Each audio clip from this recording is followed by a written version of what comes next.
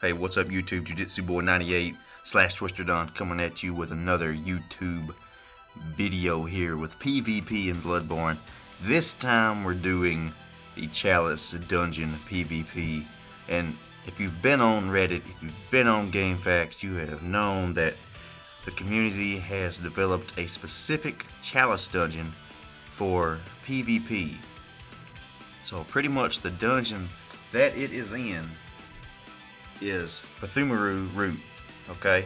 And then the code, the Glyph Code, is actually HIZZNGR3. So I'll write that down in the description below just in case you haven't noticed. But I decided to get on here and test and see actually how active this dungeon is. And it turns out to be very active, and it surprised me because I didn't expect it to, kick off like this with, everybody having so much trouble with connectivity. But indeed it is active, and I have my skill build here at level 100. I think I have like 41 vitality, 40 endurance, 50, no, I'll take that back, 41 vitality, 40 endurance, and like 40 skill. And pretty much everything else is base, just enough to use my equipment. Then my main weapon is the Blades of Mercy, and I also have a Rapier +9. So here in this video you're going to see me using the Blades of Mercy with a wood shield and two-handed. You're going to see me use the Rapier a little bit, and then at the end I swap back to my Ludwig sword and compare them. And I'll go ahead and talk a little bit about that later, but right now let's go ahead and talk about this actual PvP spot. So I think this is a great idea. If you've got a Chalice dungeon like this that you can access early in the game, it has a big open area like this, I think it's a pretty good idea because you're close to the bonfire, or you're close to the lamp or the lantern, and you can easily go back to town and you can come back and you've got this big open area. And I'll tell you right now, the PvP that I had here was a lot different than the PvP videos that I had in the Nightmare Frontier, because it's just because of the fact that it's so big. It's like stuff that I used to do in the Frontier does not work here just because it's so open. And if you've played Dark Souls, then you know if you PvP'd in the Moonlight Butterfly Forest versus the Undead Burg, certain tactics and strategies were different. You had much more room to be effective, especially if you was wearing like the Darkwood Grain Ring. You could just flip and flip and flip and had no boundaries. So this is what this feels like, and that's not necessarily a bad thing, it's just different. So it's just different. So now when I say that this dungeon is easily accessible early in the game, that's a good thing, because if you remember, a lot of us Dark Souls players love to get into PvP right off the bat. So we was able to get into PvP by going to the Undead Burg, and the Undead Burg is one of the first areas of the game. So having that accessibility early on is great for making builds. It's great for PvP in general, great for the community. Okay, so the area itself kind of looks like an arena, which is good. You got a little wagon there, which really doesn't get in the way, and it really doesn't affect your PvP much. Neither does anything. It's pretty much just a good big open area, man. So with that being said, most of the matches I've had in this area so far have been pretty much legit duels. We've not healed, and in this situation like this fight, look how my health is a little lower. I've run into a few guys who I fought over and over, and I went ahead and lowered my health just because they were the invader by taking a blood bullet. So I mean, that's something cool that you can do, if you really want a legit duel. And or you can not, like I said, it's still random, so you can do whatever you want to do. So if you don't want to do that, then you don't have to. But I did in a few duels just because I fought a few guys over and over a couple times.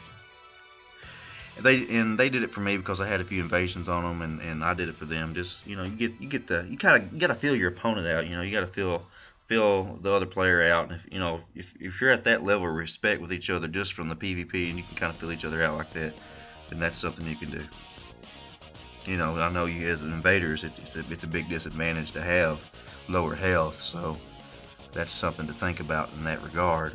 Now, as far as my build here, Still rocking the wood shield, and I expected the Blades of Mercy to be more user friendly than what they were. I was having to be honest with you, I was having a really tough time using these Blades of Mercy, and you know that comes from me not ever PvPing with them much, and it comes from I guess this area being so big. And the times before, I don't know if these guys are better. I don't even know how really the skill system works in this game, being that just everybody doesn't have probably a lot of PvP experience. But these guys either were better, or maybe I'm just not as good as what I thought I was, or maybe the previous video where I uploaded myself fighting in the forest with the Blades of Mercy, maybe those guys just sucked. You know, so there's a lot of different things to attribute to why I was struggling with the Blades of Mercy. And you know, I won most of my matches. I'm not saying I didn't, but it just didn't feel smooth. You know what I'm saying? And I felt like, you know, I got to go back to Ludwig's and see if I, see what the problem is. You know, I never had really a lot of problems using Ludwig's. So here I swapped to the Rapier, and I was really excited about using this weapon just because of the fact that I could hold the shield up, turtle, and shoot the gun. And one of the things about this weapon is you really limit the moveset of it when you go into its L1 form, its transformed form. But you can shoot the gun. But the moveset on it, pretty much it just swings back and forth really fast like this, left and right, left and right, left and right. So with that being pretty much about it, it shortens the range of the weapon too, makes it a lot shorter. So I wasn't really aware of that situation until I started using it, and I have mixed feelings about it. I can't tell you that either weapon is bad. I can't say that because I haven't used them enough. This is just my initial thoughts on the weapons, and they weren't as easy, as user-friendly it seems as the Ludwig sword. And you'll see me use the Ludwig sword here in a minute. But in a few PvP matches that I had somewhere else, I know I fought a guy with a threaded cane, and this is my skill build. So, and this guy just mopped the floor with me. I wish I would have recorded it and uploaded it, because this guy mopped the floor with me, man. He was hitting me from spear range. And I said, hell, I might as well go ahead and try to up my threaded cane and use that and try that out a bit. You know, I've got a lot of different weapons I can use with a skill build, and that's what I like about it. I know I've got the ability to go ahead and use the threaded cane, and I've got the ability to use the saw spear or even the burial blade, which I don't have yet on this character. But here I'm back using my Ludwig sword, man. I said, you know, what is going on? Let me try some Ludwig PvP here. And pretty much, you know, an easy weapon to use for sure. It's got that good Balder side sword move set. And I've done most of my PvP with this build. I've probably had over 100 matches with the Ludwig sword. So definitely, what really was bothering me about the Blades of Mercy was the range. And it really didn't become apparent until you fight in a big ass area like this. Okay, so when you fight in an area to where you have the ability to dodge all over the place, then the range really comes into effect. Because I couldn't corner nobody. In the Nightmare Frontier, you can corner people against the rocks and stuff, and they really don't have a lot of room to run. But in this, it's completely different. So territory definitely makes a difference in what weapon you're using. So as far as the Rapier, it kind of had the same kind of problems with it just being really short. So I plan on trying that saw spear out soon, and probably trying the threaded cane out next.